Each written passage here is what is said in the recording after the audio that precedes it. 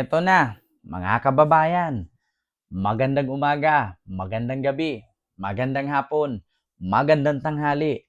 Si Kent Garcia na naman ang nasa inyong harapan para magbigay na magandang balitaan. So ito po mga kababayan, Senador Antonio Trillanes. Kung nakita nyo naman si Senador Antonio Trillanes, ang sabi ni Senador Antonio Trillanes sa mga DDS na hanggang ngayon hindi makamove on at hanggang ngayon nagtatawag ng Diyos na kung saan si Digong nga pinagmumura ang Diyos pero sila nagtawag ng Diyos. Sabi nga ni Senador Antonio Trillanes, paalala lang, hindi po santo si Duterte. Alam nyo, sa totoo lang mga kababayan, bago ko basahin itong balita, no, post ng page nitong nagbabalita, sabi nga ni Senador Antonio Trillanes IV na tumatakbong mayor ngayon sa Caloocan, ay paalala lang sa mga DDS na nagrally-rally dyan at dinadasalan si Digong, hindi po santo si Duterte. Siya po ay santo demonyo po si Digong. Bakit ko nasabi? Kung ikaw ay naawa sa buhay ng mga tao na sinabi mong adik na hindi pa nga sure na adik, yung iba nga napagkamalan lang. Actually, meron nga mga nagko-comment sa akin na ang sabi nila, Kent, mas maganda pa nga yung panahon ni Digong. Bakit?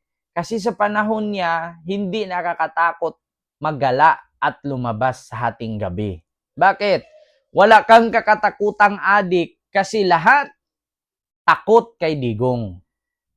Ngayon, mga kababayan, para sa akin, yung comment na yon ng isang netizen, sabi ko, hindi po sapat na basihan na safe sa panahon ni Digong kasi walang adik. Mas nakakatakot po sa panahon ni Digong. Bakit? Kapag lumabas ka noon, nakakatakot pag nakita ka ng pulis na pagkamalan kang adik, paplantingan ka, papatayin ka. Mas nakakatakot po sa panahon ni Digong. Hindi nyo ba alam? Noon, pag nalumabas ka ng gabi, may tato ka, payat ka, lubog mukha mo, bungi ka, huwag kang lumabas ng gabi sa panahon ni Duterte. Bakit?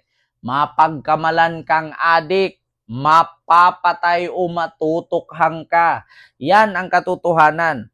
Kaya yung mga pinapakalat ng DDS dyan, mga kababayan, nasabi nila na safe daw sa panahon ni Digong. Hindi po totoo yun. Nakakatakot lumabas sa panahon ni Digong. Bakit? Kasi minsan, mapagkamalan kang adik, no, mapaplantingan ka, matataniman ka ng droga, mapapatay ka, matutukhang ka. Kaya nga sabi ni Senador Antonio Trillanes, paalala lang po, hindi po santo si Duterte. So ito para sa mga supporter ni Duterte na nagrally-rally dyan, na hindi matigil-tigil, hindi napapagod, magtrabaho na lang kayo. Kasi kahit anong gawing rally nyo dyan, hindi na makakauwi si Duterte. Kung makauwi man ng Pilipinas yan, pantay na ang paa. So ito po mga kababayan, basahin po natin yung naturang balita. According dito, sabi ni Senador Antonio Trillanes IV, hindi santo si Duterte. Dahil sa malawakang rally na isinasagawa ng iba't ibang grupo at iba't ibang probinsya, naglabas ng maanghang na pahayag si dating Senador Antonio Trillanes IV para sa publiko. Ano ba itong maanghang na pahayag? Si Trillanes ang isa sa matinding kritiko ni dating Pangulong Rodrigo Roa Duterte na ngayon ay humaharap sa International Criminal Court. Oo. Alam nyo naman yan mga kababayan, kung sino si Trillanes na noon pa man ayaw na kay Duterte yan. Yan ang pinakamasakit, pinakamalaki na kalaban ni Digong na nagpapakulong kay Digong ngayon. So ito po mga kababayan, basahin natin yung reaksyon ng mga tao sa post ni Trillanes na paalala lang po, hindi po si Duterte santo. So ito po.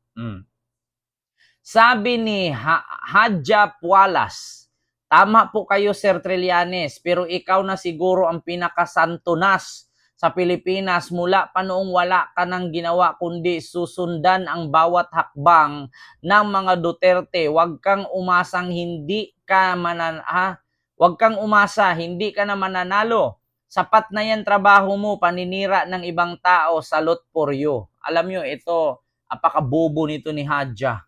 Nakakahiya ka sa kalahi mong Muslim. Sabi ni Aikan Hussein, hindi siya santo pero mahal namin siya. Siya lang ang pangulo na may malasakit sa bayan. Ikaw dyan, inggit ka naman. No vote sa'yo. Sabi ni Aikan Hussein. Alam mo, hindi daw santo pero siya lang daw ang presidente na may malasakit sa bayan. Alam mo, sa totoo lang, Aikan Hussein, na hindi ko ipagtanggol si Senador Trillanes pero gamit ka ng isip. Paano mo nasabi na si Digong lang ang presidente na may malasakit sa bayan pero 30,000 ang pinatay niyang mamamayan?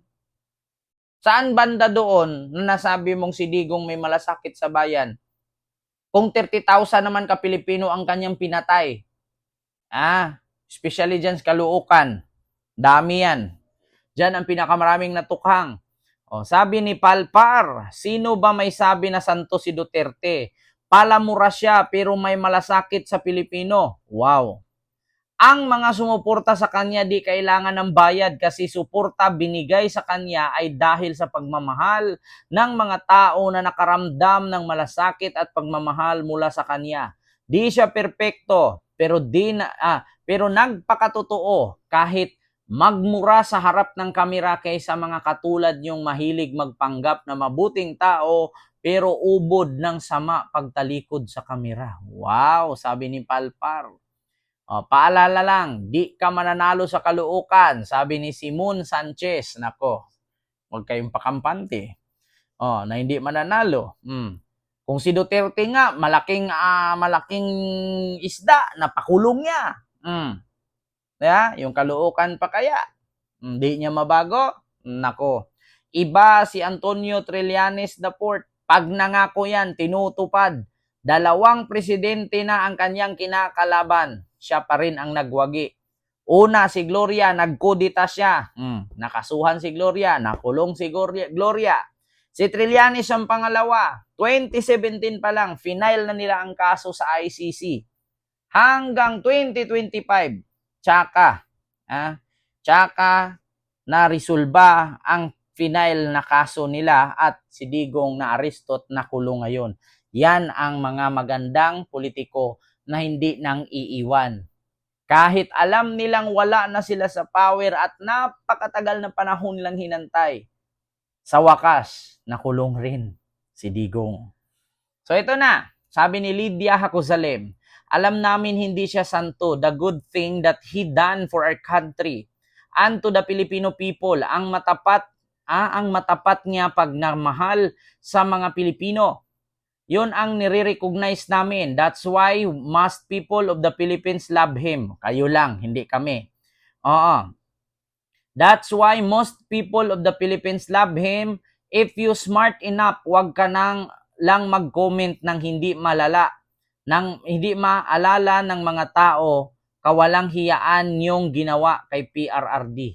Actually po, para sa amin, kung talagang isipin ninyong mabuti, good intention ang ginawa ni Duterte patungkol sa para hindi lumaganap ang droga.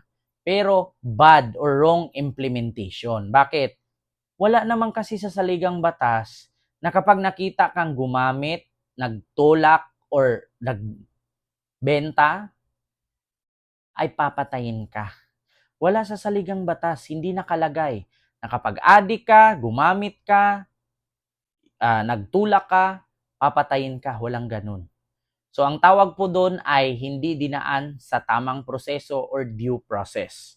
Kaya po nakasuhan si Digong ng crimes against humanity. So ulitin ko po, ang sabi ni Senador Antonio Trillanes, paalala lang, hindi po santo si Duterte. Diba? So yun lang mga kababayan, hindi ko na po masyadong habaan yung ating vlog. So huwag kalimutan mag-like, mag-share at mag-subscribe. Ito po si Ken Garcia. God first. Thank you.